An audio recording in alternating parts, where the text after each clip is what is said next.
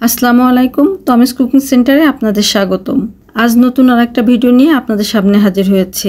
গ্রাম্য পদ্ধতিতে খুব কম মশলায় আজ পুঁটি মাছের তেল ঝোলের একটা রেসিপি আপনাদের সাথে শেয়ার করব।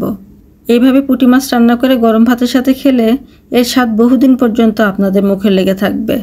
তো চলুন রান্না শুরু করা যাক। এখানে আমি 250 গ্রাম পুঁটি মাছ নিয়েছি। মাছগুলো আগে থেকে কেটে বেছে লবণ দিয়ে ধুয়ে নিয়েছি। এখন এই মাছগুলো ভেজে নেব। তার জন্য 1 চামচ লবণ, 1 চামচ শুকনো মরিচের গুঁড়া আর আধা চামচ হলুদ দিয়ে মেখে নেব। মাছগুলো সব দিকে খুব ভালো মতো লবণ, হলুদ আর শুকনো মরিচের গুঁড়া দিয়ে মেখে নিতে হবে।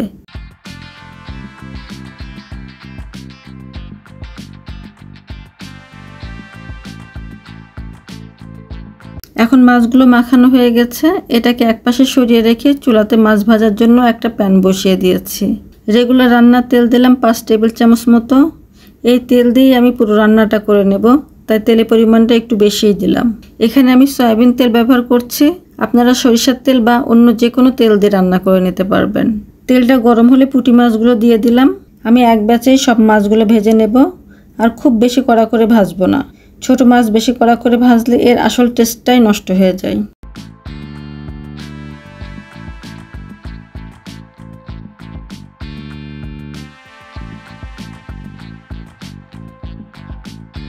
মাছগুলোর এক পাশ ভাজা হয়ে গেছে। এখন উল্টে দিলাম, অপর পাশটাও হালকা করে ভেজে নেব। অপর পাশটা ভাজতে খুব বেশি সময় লাগবে না। এখন দুই পাশে হালকা করে ভাজা হয়ে গেছে। এবার তেল থেকে তুলে নেব। শুকনো মরিচের গুঁড়া দিয়ে ভেজে নেবার জন্য মাছ ভাজাগুলোর কালারটা অনেক সুন্দর এসেছে। দেখে মনে হচ্ছে অনেক কড়কড়ে করে ভাজা হয়েছে। আপনারা আপনাদের পছন্দ মতো করে ভেজে নেবেন। আর যদি ভাজতে না চান তাহলে মশলা কষানোর পর মাছগুলো একটু কষিয়ে নেবেন, আর এই মশলাগুলো ব্যবহার করবেন।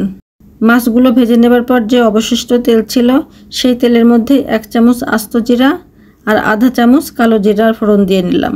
জিরার ফোড়ন দেওয়ার আগে তেলটা ভালো মতো গরম আছে কিনা একটু চেক করে নেবেন। গরম তেলে জিরা, কালো জিরা বা পাঁচফোড়ন এইসব মশলাগুলো ফোড়ন দিলে খুবই সুন্দর ফ্লেভার পাওয়া যায়। ফোড়নের জিরাগুলো যেন পুড়ে না যায়, তার জন্য জিরার কালার চেঞ্জ হবার সাথে সাথেই পেঁয়াজ বাটা দিয়ে দিলাম 3 টেবিল চামচ।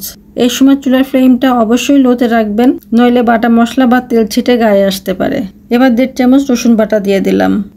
বাটা মশলাগুলো এখন তেলের সাথে কষিয়ে নেব, যাতে কাঁচা মশলার গন্ধটা চলে যায়।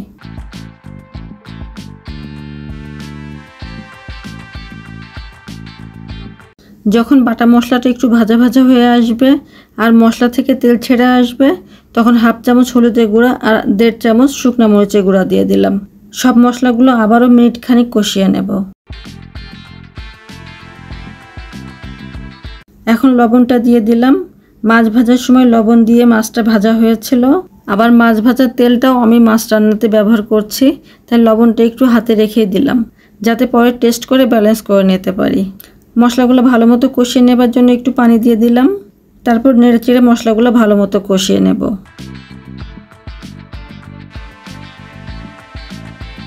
এখন মশলাগুলো কষিয়ে নেওয়া হয়ে গেছে।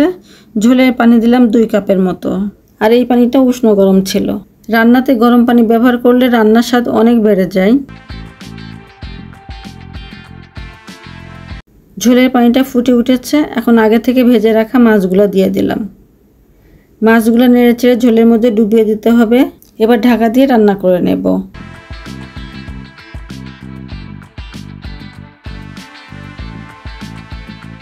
তিন 4 মিনিট পর ঢাকনা তুলে মাছগুলো একটু নেড়েচেড়ে দিলাম, আর লবণটা চেক করে নেব। লবণটা আমার কাছে একটু কম মনে হয়েছে, তাই সামান্য পরিমাণ লবণ দিয়ে দিলাম।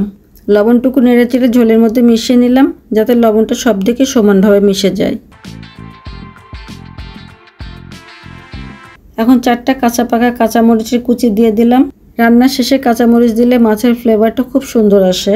তারপর ঢাকা দিয়ে রান্না করে নেব। চুলার ফ্লেমটা মিডিয়াম টু লো রেখে আরও 3-4 মিনিট মতো রান্না করব। 3 মিনিট পর এখন মাছের মধ্যে এই পরিমাণ ঝোল আছে।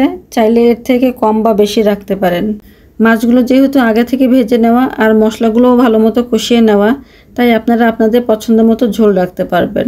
আমি এখন চুলাটা বন্ধ করে দিলাম। ভাজা মাছের তরকারি একটু পরে ঝোল অনেকটা টেনে আসবে। এখন একটা সার্ভিং ডিশে তুলে নেব। এই মাছ রান্নাতে কিন্তু কোনো ধনিয়া বা জিরার গুঁড়া ব্যবহার করা হয়নি। গ্রামের রান্নাগুলোতে মশলার আধিক্যতা থাকে না। একদম সাধারণ মশলায় সাধারণভাবে রান্না করে থাকে। ওই খাবারগুলোর স্বাদই থাকে অন্যরকম। আমি যতটা পেরেছি চেষ্টা করেছি সেই গ্রাম্য স্বাদটা এই মাছের তরকারিতে আনতে। আপনারাও ট্রাই করবেন, আশা করি ভালো লাগবে। ভালো থাকবেন সবাই, আল্লাহ হাফেজ।